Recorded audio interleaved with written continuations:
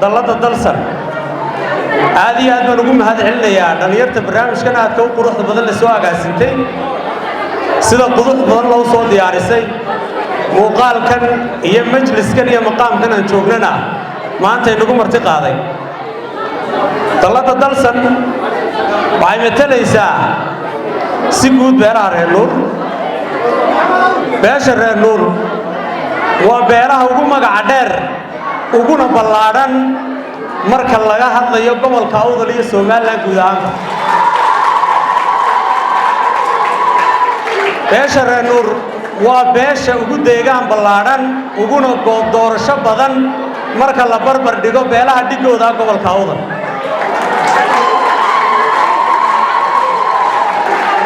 beesha reer nuur waa beesha kaliya ee maanta 4 xildhibaan oo baarlamaaniya ku leh heer qaran iyo baarlamaanka Soomaaliland beesha reer nuur waxa ka dhashay dadkii ugu magaca weynaa si guud dadka deegaanka gobolka Awdal oo ugu horeeyo Xaaji Ibraahim Nuur oo ah dadkii xornimada keenay beeshani waa beel aad iyo aad u facweyn run ahaantii doorashooyinkii ugu dambeeyay ee deegaanka iyo baarlamaankana ismuujisay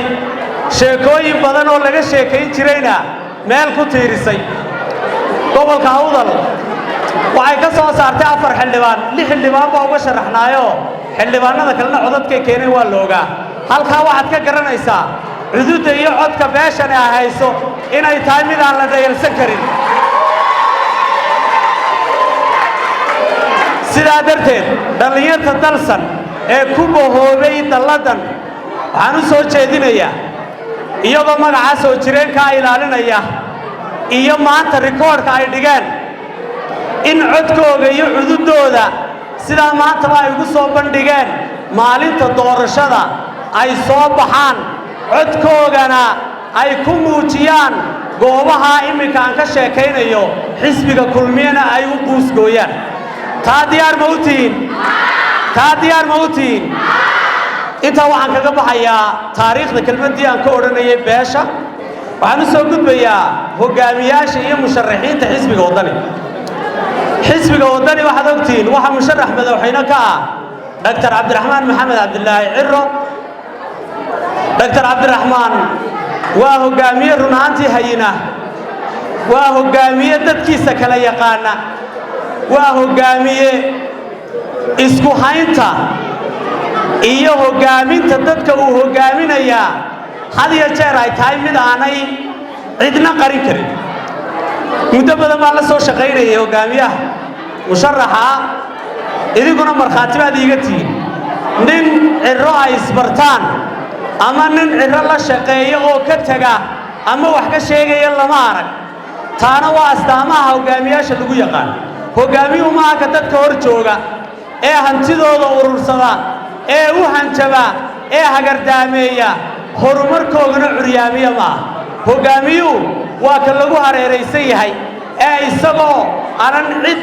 maxaa la yiraahdaa dhibaataynin xaq u dhaqaaqo loo dhaqaaqo hogaamiyaal badanna soo saara Cirro isagoo mucaarada waxa uu ku suntan yahay inuu soo saaray hogaamiyaal aad iyo aad u fara badan maantana taariikhda meel muuqda kaga jira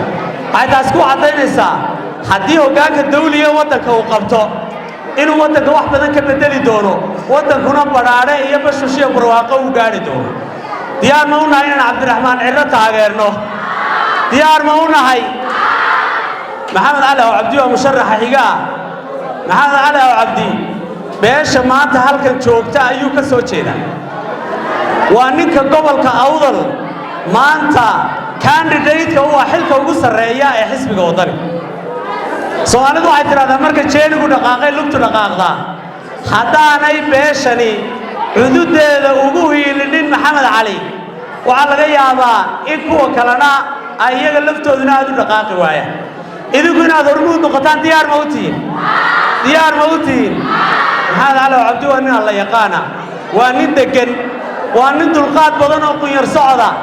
ma aha sida dad badani ay leeyihiin sida ay u yaqaanaan maxamed cali waa hogaamiye dhaba waa diblomaasi